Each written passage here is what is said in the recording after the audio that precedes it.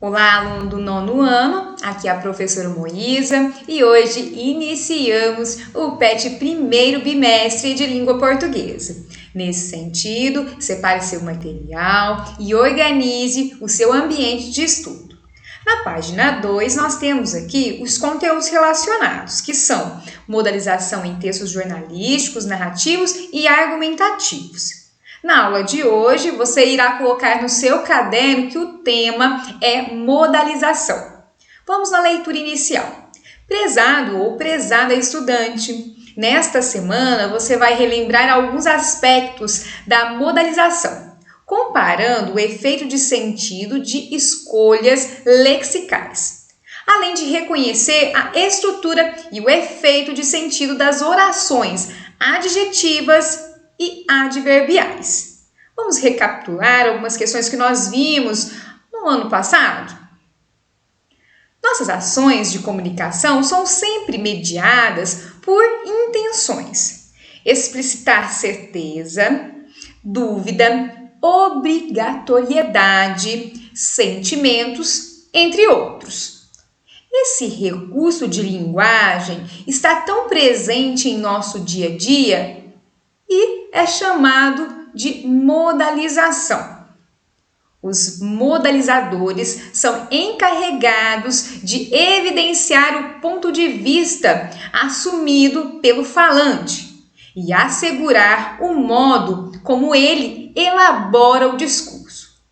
Assim, diferentes recursos linguísticos cumprem com a função de indicar o nosso ponto de vista em relação ao assunto em questão, como modos verbais, verbos auxiliares, adjetivos, advérbios, entre outros. Vamos relembrar o que seria aí os modos verbais, os verbos auxiliares, os adjetivos e advérbios?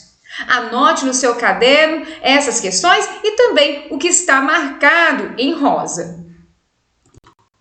Nós temos 3 tipos de modos verbais. No caso, temos o indicativo, que indica uma certeza, uma realidade. Como exemplo, temos João sempre estuda. Qual é o verbo? O verbo é estudar. Então, temos a certeza disso. Temos também o modo verbal subjuntivo, que indica dúvida, possibilidade. Então, temos a seguinte frase: talvez João estude amanhã. No caso, o verbo é estude. E temos essa palavra que é o talvez da questão, não é? Então, quer dizer, a dúvida, né? Então, a palavra talvez, né, sugere essa questão de dúvida. E temos também aí o modo imperativo, que indica uma ordem, um pedido. Então, temos a seguinte frase: estuda agora, João. O verbo é o estudar e temos essa indicação de ordem. Temos também os verbos auxiliares. Vamos fazer a leitura. O verbo auxiliar surge antes de um verbo principal ou de um verbo copulativo e forma com ele um complexo verbal. Como assim? Vamos entender que os verbos auxiliares são ter, ser, ir, estar, ficar, poder. No caso, vamos ver um exemplo. Eu vou pintar a casa. Então, vamos perceber que o verbo ir está conjugado. E este é o nosso verbo auxiliar. No caso, pintar é um verbo que não foi conjugado. Então, nós temos essa junção que nós chamamos aí de locução verbal. Tá? Espero aí que você tenha relembrado. Tá? Nós temos um outro exemplo aqui. O trabalho foi realizado pelos alunos. No caso, o foi seria esse verbo auxiliar. E o realizado, nós temos essa forma nominal do verbo. Nesse sentido, temos a locução verbal. Vamos relembrar também o que é um adjetivo. Então, temos aqui escrito que adjetivo é a palavra variável, quer dizer, que modifica aí, quer dizer, que muda, por exemplo, vai para o feminino, masculino, singular, plural, e refere-se a um substantivo. Então, por exemplo, vou falar uma frase bem fácil. Então, o menino é bonito. No caso, nós temos o menino, que é o substantivo, que está no masculino. E temos o adjetivo bonito, que também está no masculino. Então, entenda essa vertente de variável. O advérbio já é uma palavra invariável, quer dizer, as palavras que são caracterizadas como advérbio são invariáveis, quer dizer, não se modificam. Então, não vai, por exemplo, para o plural, tá? E nesse caso também não tem essa variação de feminino e masculino. E no caso, ele pode modificar aí a questão do verbo, quer dizer, o sentido, pode modificar também a questão do adjetivo ou de outro advérbio. Como assim? Se eu falar que hoje estou passando um conteúdo para vocês, então nós estamos aí com o verbo estar, Então, hoje estou passando um conteúdo. No caso, esse hoje é um advérbio de tempo. Agora, se eu falasse assim, a menina é muito bonita. No caso, eu estou intensificando a ideia com muito, que é um advérbio. Então, essas vertentes você precisa guardar para a realização das atividades. Voltando aqui no nosso material, temos o Saiba Mais. Seria aí uma opção para você acessar um site para saber mais sobre os modalizadores discursivos. Vamos acessar aqui para que você possa entender essa vertente. Então, aqui eu estou no site Brasil Escola. Vamos fazer a leitura de algumas partes. O uso que fazemos da língua em nossas ações de comunicação é sempre mediado por intenções de explicitar certeza, dúvida, obrigatoriedade, sentimento, entre outros. São questões, como nós vimos lá no nosso material, no PET. Aqui vem colocando, algumas ideias a respeito. Você pode colocar no pause, tá? E assim copiar ou somente fazer a leitura, tá? Então, aqui tem alguns exemplos, algumas questões legais. Ao voltarmos aqui no material, na página 3, nós temos a atividade. Então, leia o relato de viagem abaixo para responder as questões de 1 a 5. Então, nós temos um texto que se chama Bonjour, l'amour, não sei se pronuncia dessa forma, de Marta Medeiros. Então, vamos seguir aí no material. Próxima parada, Barcelona. Pegamos um voo e tudo voltou a dar certo. Estávamos em plena lua de mel. Ao aterrissar, fomos à esteira das bagagens e ficamos esperando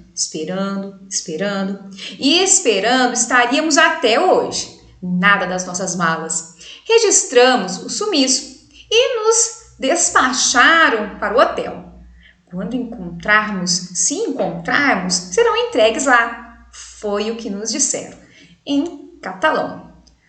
Que ótimo! Eu não tinha nenhum kit de primeiros socorros na mochila. Passamos o dia perambulando pelas Ramblas com a roupa do corpo. Compramos escova de dente, pasta, desodorante e umas camisetas para quebrar o galho, caso o pior acontecesse. Voltamos à tardinha para o hotel e nada ainda das malas. Antes de sair para jantar com a mesma roupa imunda. Aleluia! Elas chegaram. É uma experiência que nos faz avaliar o que realmente tem importância na vida. Eu não sofria pelo vestido que talvez nunca mais visse ou pelo sapato que havia usado só uma vez, e sim pelo sumiço de uma caderneta de anotações onde já havia registrado boa parte da viagem. E lamentava nunca mais colocar no dedo um anel pelo qual o joalheiro nenhum aí daria um centavo, mas que para mim valia como se fosse um diamante da Tiffany. O anel havia sido da minha avó, mas recuperei não só os vestidos e sapatos, como o anel, a caderneta e o que mais a mala continha. Tudo parte da nossa memória afetiva, que no final das contas é o que mais tememos perder pelo caminho. Depois de curtir o que Barcelona tinha para ser curtido, fomos de trem até Montpellier, na França, e lá alugamos um carro. Finalmente, o filé mignon da viagem. Adoro percorrer estradas desconhecidas e não saber onde vou dormir à noite. Nesse primeiro dia, motorizados, saímos sem rumo. E depois de muito rodar, acabamos em Ramatuelle. Acredito que pronuncie dessa forma. Um lugarejo escondido e charmoso no ponto alto da Costa Azul.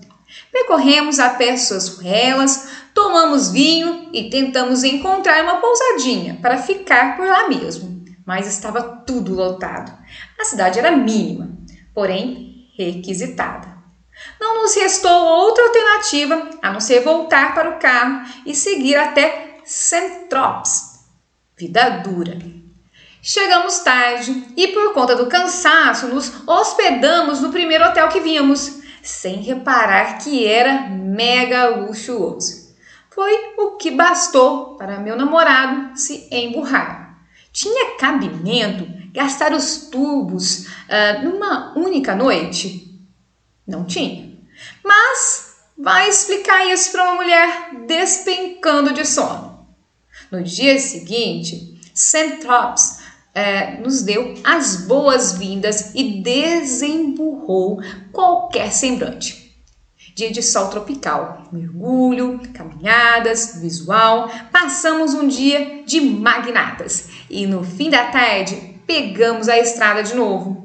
Quando o sol começou a se pôr, estávamos na Route des Clancs, entre São Rafael e Cannes, onde encontramos um casarão na beira da estrada, de frente para uma baía deslumbrante. Chamava-se Les Abouches Blanches, mas duvido que se encontre alguma referência no Google. Estacionamos e batemos a porta. Veio nos atender uma senhora de uns bem-vindos 130 anos. Ofereceu para nós seu melhor quarto, no terceiro andar. Milhões de metros quadrados de frente para o mar. Poderíamos ter dado uma festa de Réveillon dentro do aposento.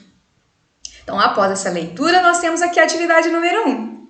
A modalização pode ser compreendida como uma forma de o enunciador expressar sua atitude em relação ao que ele mesmo enuncia.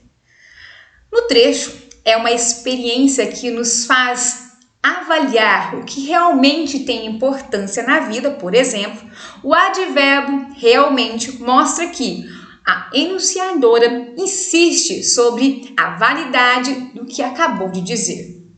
Localize outros exemplos de palavras e locuções que, em sua opinião, são empregadas na modalização, destacando os efeitos de sentido que provocam.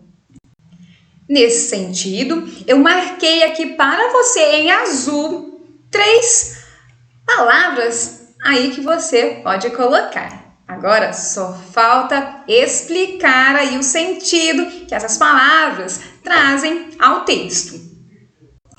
Número 2. Os advérbios e locuções adverbiais têm papel fundamental nos relatos de viagem, pois além da modalização, essas palavras e locuções são responsáveis pela expressão das circunstâncias. Localize advérbios e locuções adverbiais no texto lido, empregados para expressar circunstâncias. Eu fiz aqui a marcação no primeiro parágrafo, está em rosa.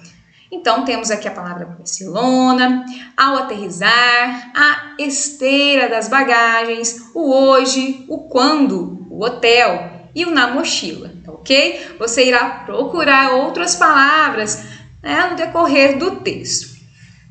Continuando, número 3. Finalmente o filé mignon da viagem, que figura de linguagem constitui os termos em destaque?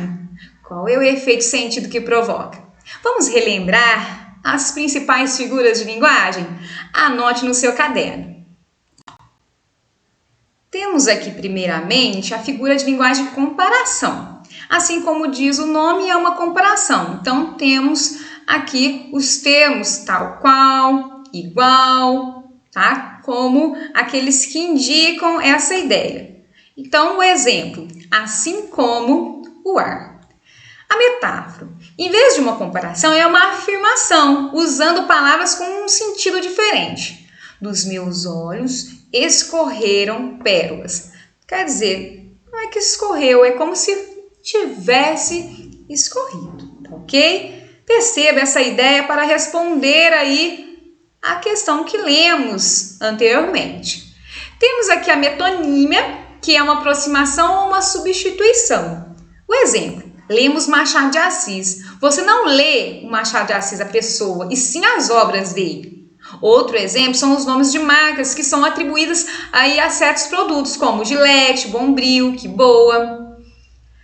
Temos também a antítese, que são ideias contrárias. Então, o exemplo, uma noite longa para uma vida curta. Então, temos aqui a palavra longa e curta, como ideias contrárias. Ou altos e baixos. Paradoxo, ideias que se anulam, quer dizer, são questões que não trazem uma ideia concreta sobre a questão. Como assim? Vamos ver o exemplo. Ou para sempre, sempre acaba. Ou para conhecer meu interior é preciso sair de mim. Então, são ideias aí que se anulam. Prosopopeia, atribuição de características humanas a coisas não humanas. Então, por exemplo, pé da mesa. E a hipérbole, que é um exagero, então vou morrer de rir como exemplo, e 1000 rosas roubadas. Voltando aqui no nosso material, número 4. Em não nos restou outra alternativa a não ser voltar para o carro e seguir até Saint-Tropez, vida dura. Considerando o contexto do relato, que efeito e sentido causa o uso da expressão vida dura. Então, você irá voltar aqui, eu marquei em verde essa fala, tá? Então, essa vida dura seria uma vida difícil, por exemplo. Você pode fazer a leitura do que vem antes para entender melhor. Número 5. No trecho, veio nos atender uma senhora de uns bem vividos 130 anos. Ofereceu para nós o seu melhor quarto no 3º andar. Milhões de metros quadrados de frente para o mar. Poderíamos ter dado uma festa de Réveillon dentro do aposento. Então, é incorreto afirmar. Então, eu até coloquei em vermelho para você ver que não é para você marcar a correta, mas assim aí é incorreta. Então, é uma alternativa, tá ok? Vamos lá. Letra A. Há exagero na descrição ao falar da idade da senhora, do tamanho do quarto e ao afirmar que é possível comemorar nele o Réveillon, que, de modo geral, conota um evento grandioso com muitas pessoas reunidas. Letra B. A senhora devia ter bastante idade. O quarto devia ser bem grande, mas não literalmente nas proporções informadas. E letra C. O exagero empregado pela enunciadora constitui uma figura de linguagem chamada de hipérbole. Nós já estudamos, essa matéria ficou fácil.